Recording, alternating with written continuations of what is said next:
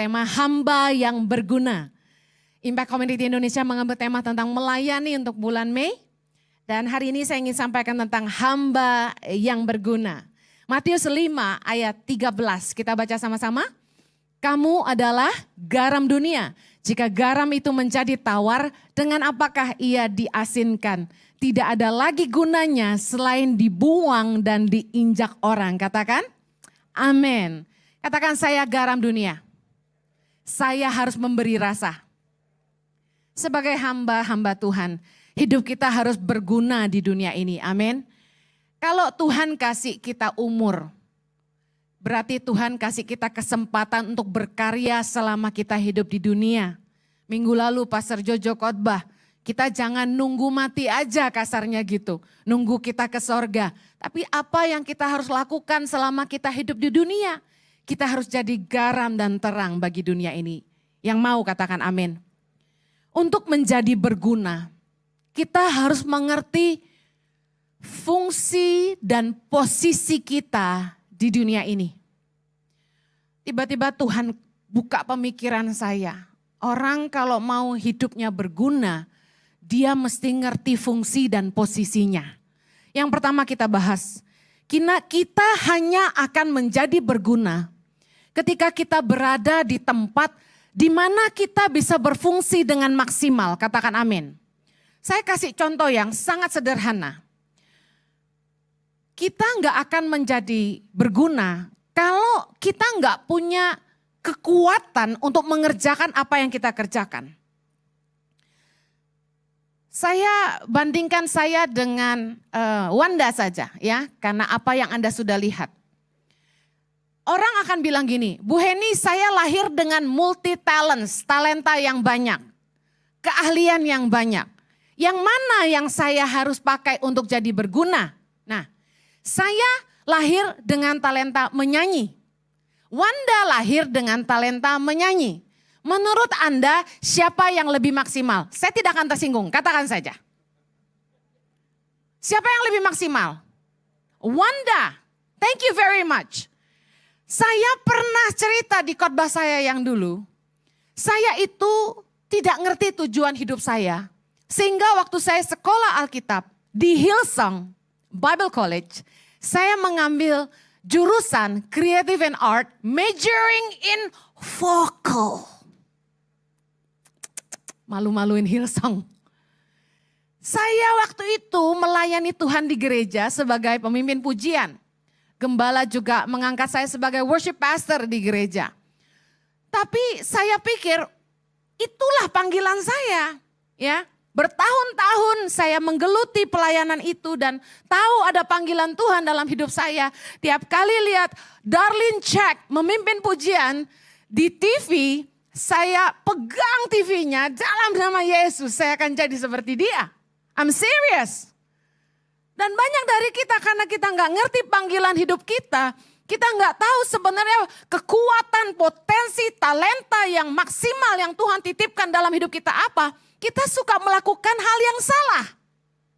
Apalagi jujur saja, menjadi seorang pemimpin pujian itu keren. Dilihat orang, didengar orang. Orang lebih tertarik ada di panggung daripada di belakang layar, bukan? Saya kasih tahu, kita tidak akan menjadi berguna ketika kita tidak mengerti sebenarnya apa talenta kita yang terkuat yang Tuhan berikan dalam hidup kita. Kita hanya akan menjadi berguna kalau kita berfungsi maksimal. Amen? Nah, sebagai hamba-hamba Tuhan, kita ini bertanggung jawab untuk melipat gandakan talenta yang Tuhan titipkan dalam hidup kita. Katakan amin. Dalam Matius 25 ayat 19-23 dibahas tentang talenta. Dan ada hamba yang dititipkan 5 talenta dan 2 talenta. Mereka mengembangkannya, melipat gandakannya, itu luar biasa. Nah, kita akan menjadi berguna ketika kita mengerjakan apa yang menjadi expertise kita. Apa yang jadi kekuatan kita.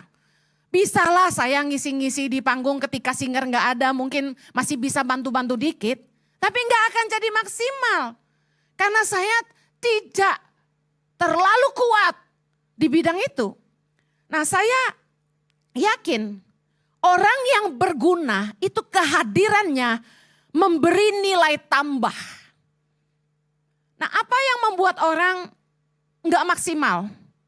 Ya pertama karena dia nggak tahu kekuatan yang ada di dalam dia sebenarnya apa. Nah, yang sering membingungkan ketika dia punya banyak talenta. Nah, ketika Anda lahir dengan orang yang punya banyak talenta, yang Anda harus lakukan adalah memilih satu saja. Dan pertajam dirimu di situ. Dan belajar sungguh-sungguh. Dan menjadi maksimal di situ.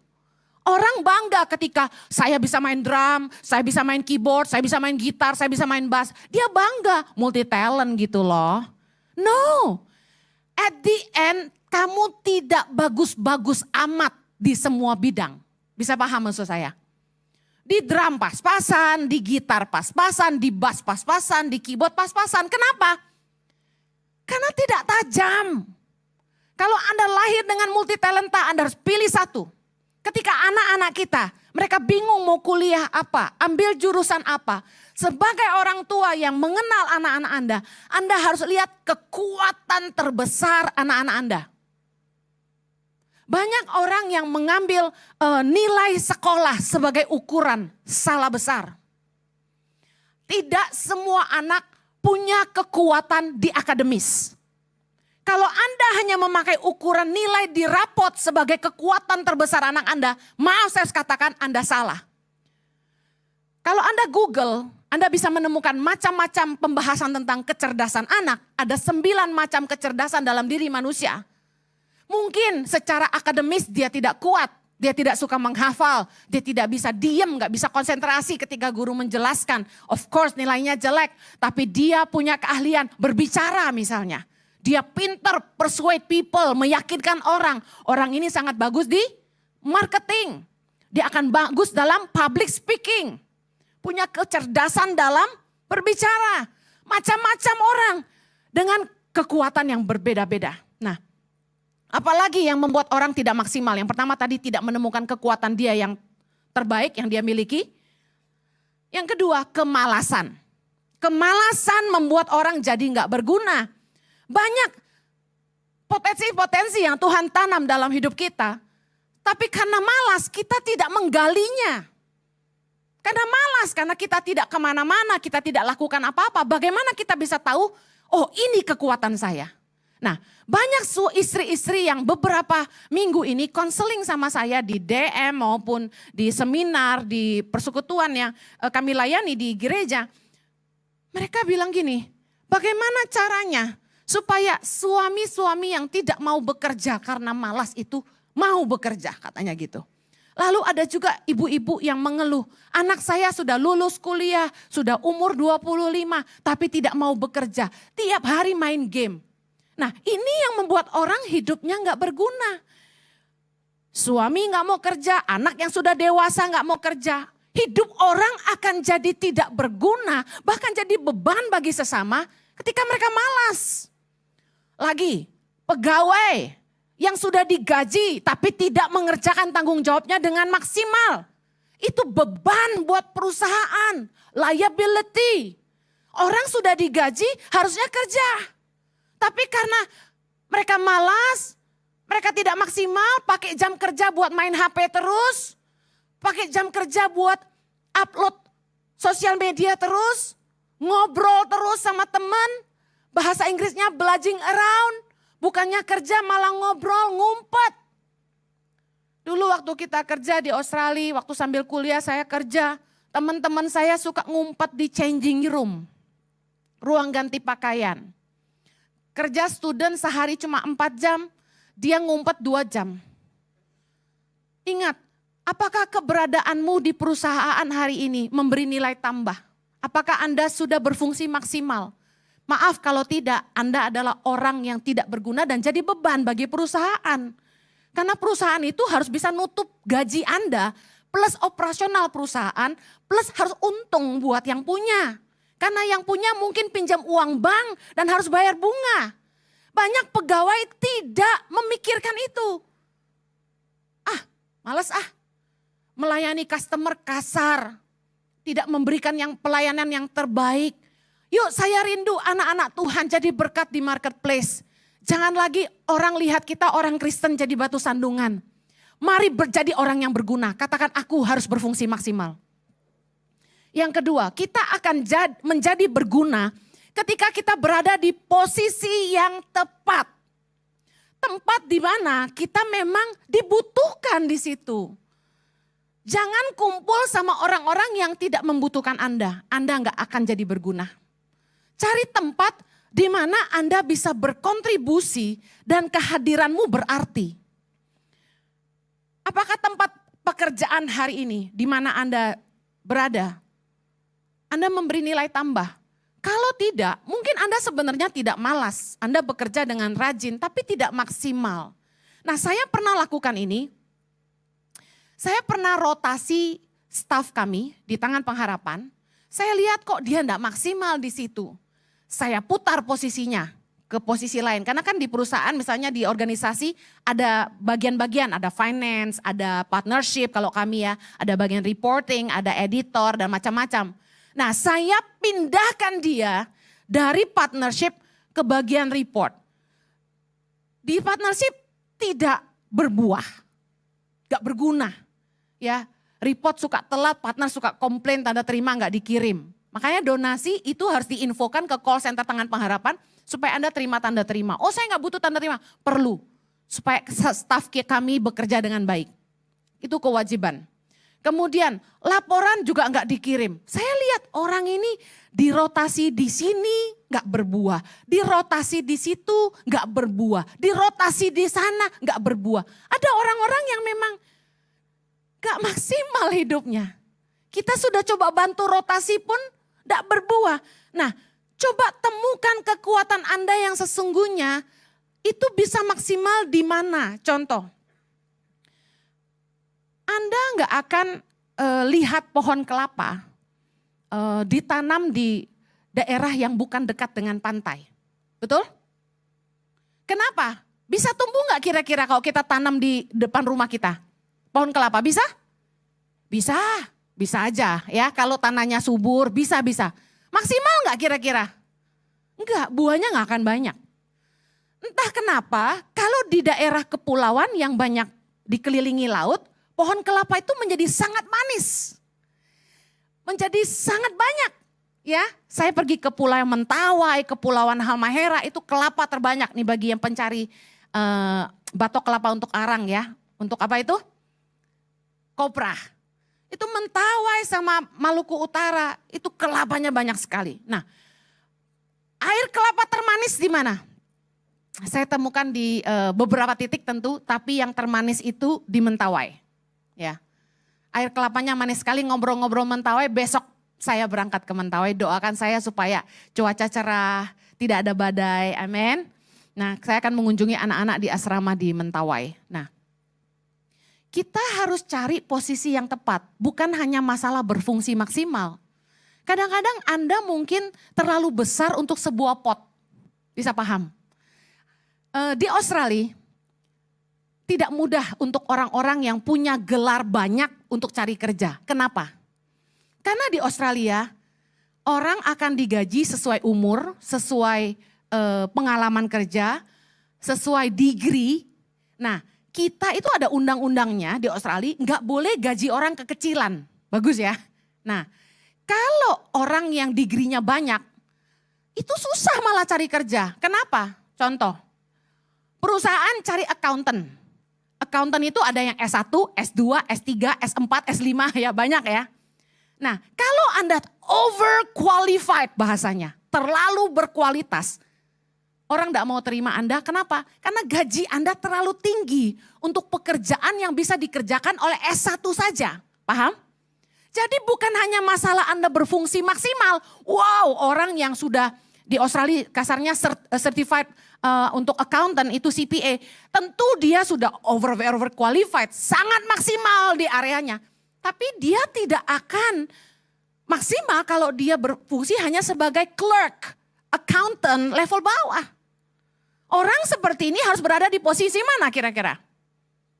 CFO, exactly. Harus menjadi CFO baru berguna. Tapi sama, secara potensi maksimal. secara posisi sudah benar. Tapi kalau dia malas, kerjanya jalan-jalan terus, gak kerja maksimal. Maksimal gak hidupnya? Enggak. Sekali lagi, orang hanya bisa berguna kalau dia berfungsi dengan maksimal, dia berada di posisi yang tepat, dan dia tidak malas. Bagaimana dengan pelayanan di gereja?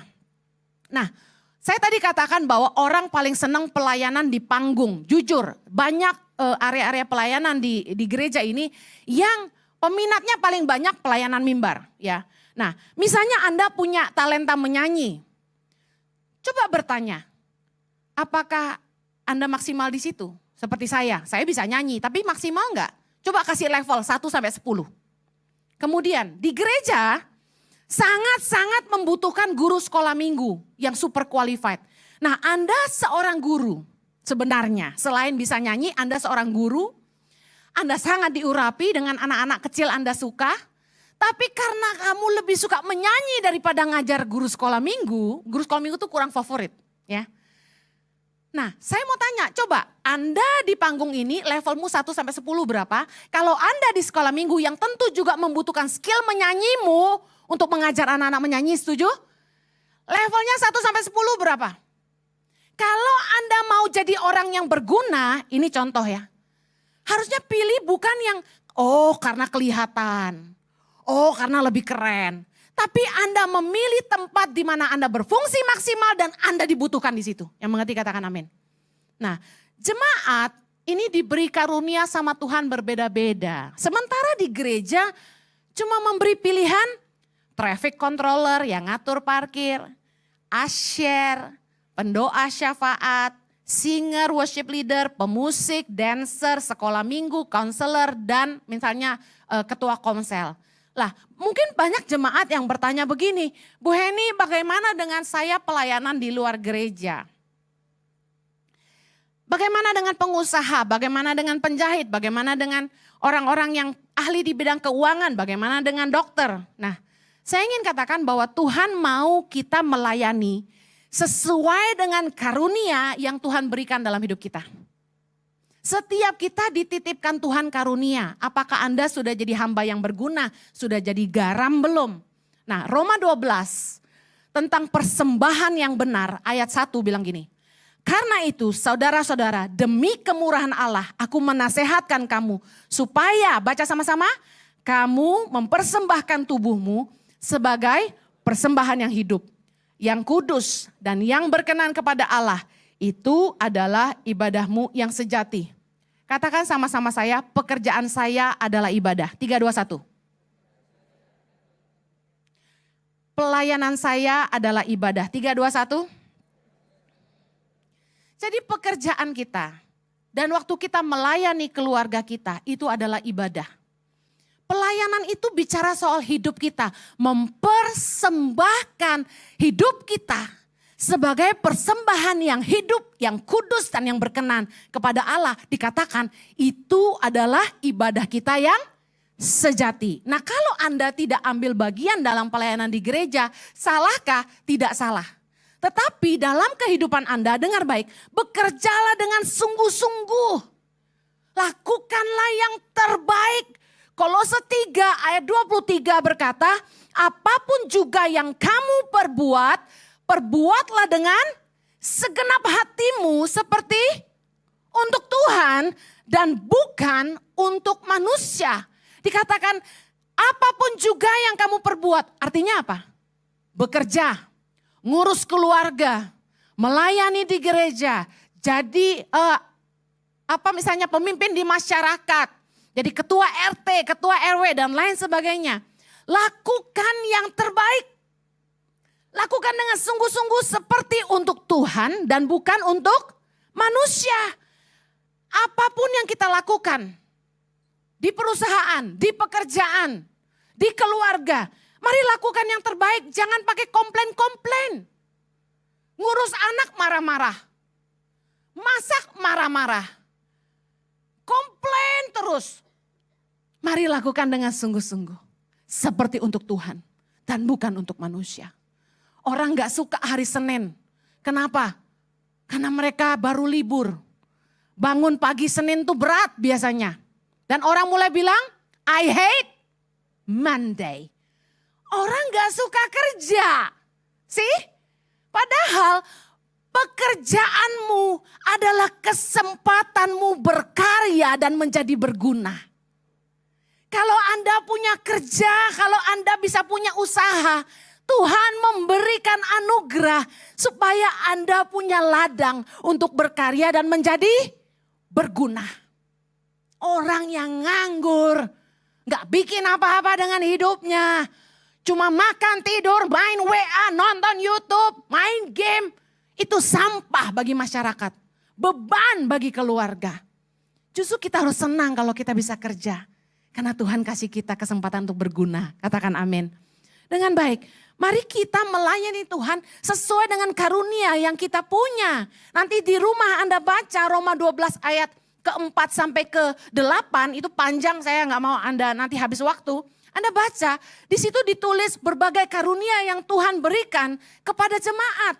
Ada yang punya karunia untuk bernubuat, melayani, mengajar, menasehati, membagi-bagikan sesuatu, memberi pimpinan, jadi leadership, kemudian menunjukkan kemurahan. Nah, semua keahlian, semua kecakapan yang kita miliki itu berasal dari Tuhan, katakan amin.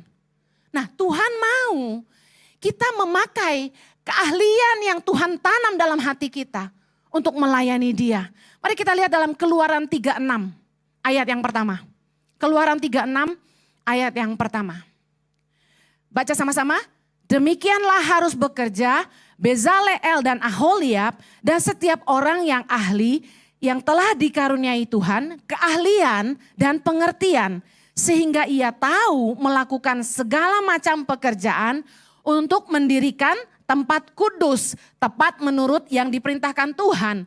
Lalu Musa memanggil Bezaleel dan Aholiab dan setiap orang yang ahli, yang dalam hatinya telah ditanam Tuhan keahlian, setiap orang yang tergerak hatinya untuk datang melakukan pekerjaan itu. Nah, saya ingin bahas ini.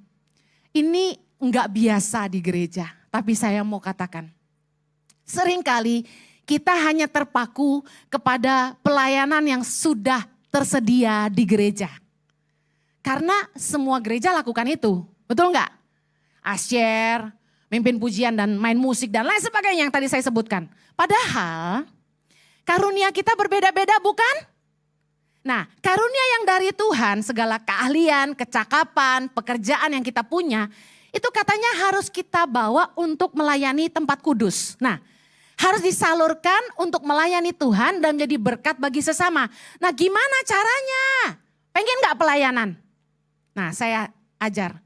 Harusnya kita datang, kita lihat gereja ini kita bisa kontribusi apa ya untuk menjadi berkat untuk sesama dan untuk melayani Tuhan. Contoh, Anda seorang ahli expert dalam keuangan. Anda bekerja sebagai misalnya Certified Financial Advisor. Nah, apa yang Anda bisa kontribusi? Yuk bergabung dalam tim level up di bidang keuangan di ICI. Di mana tugasnya yang pertama menolong jemaat untuk membimbing mereka bagaimana keluar dari hutang. Jadi nanti mulai bulan depan saya sedang siapkan tim di mana mereka akan punya shift gantian di setiap ibadah. Mereka akan standby di depan bagi jemaat yang punya masalah dengan keuangan, misalnya terlilit hutang. Bagaimana caranya bebas dari hutang? Kami punya call center khusus nanti untuk yang terjerat hutang.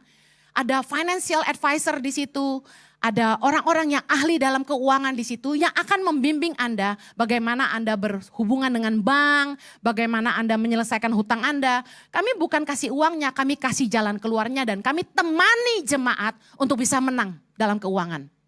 Kemudian Anda bisa mengajar pasangan-pasangan untuk mereka mengelola keuangan dalam rumah tangga. Kita bisa ngajarin keluarga-keluarga muda di sini.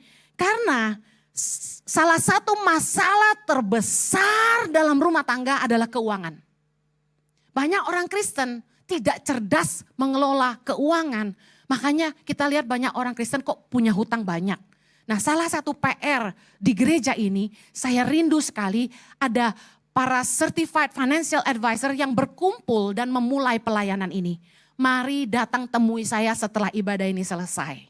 Kemudian yang kedua, kalau Anda seorang pengusaha yang berhasil, mari kita sama-sama mulai pelayanan impact business. Belum punya ICI.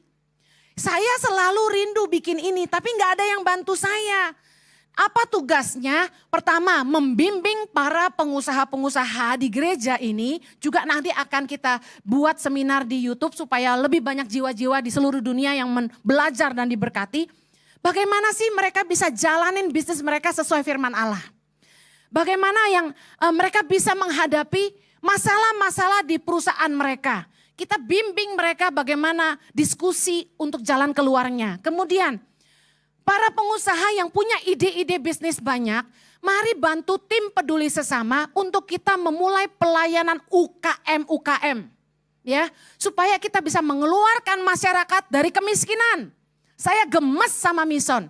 Saya bilang, jangan lagi kasih makan. Enough. Pandemi sudah berlalu, katakan amin. Saatnya bangkit lagi. Makanya saya bilang bikin hashtag bangkit lagi. Kami mulai bagi gerobak untuk tukang cireng, bagi etalase untuk warung-warung. Kita mulai bikin gerobak sampah buat bantuin tukang sampah yang mulung-mulung itu loh. Penghasilannya naik 3 kali lipat. Dan kita mulai bantu orang-orang dengan kemarin mulai bikin nanti ada videonya ya. Kayak bukan etalase lagi, bener-bener warung kecil gitu. Nah, saya tiap kali ketemu dia, saya paksa dia buat ini, buat itu, buat ini. Bayangin pendeta yang mikirin. Harusnya kan pengusaha ya. Yuk pelayanan yuk dengan karunia Anda. Saya nih gak jago, tapi karena gak ada yang bantu, hikmat Tuhan menolong saya. Nanti Anda lihat kesaksiannya. Yang ketiga, kalau Anda seorang fashion designer, yuk bantu yuk. Saya sudah lelah, kasihani saya. Ini tim merchandise, kalau saya gak desain, gak bikin-bikin baru mereka. Untuk tulisan tuh loh, kaos tuh desainnya gimana. Anda menghina, desainnya jelek. Ya bukan fashion designer yang bikin. Bantuin gue.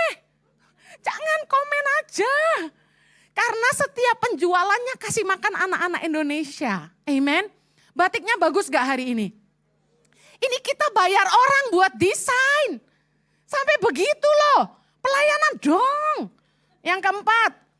Kalau Anda seorang arsitek atau kontraktor, tahu enggak di tangan pengharapan, kami nggak punya arsitek untuk bangun sekolah, bangun asrama. Bayangin, Eke yang gambar.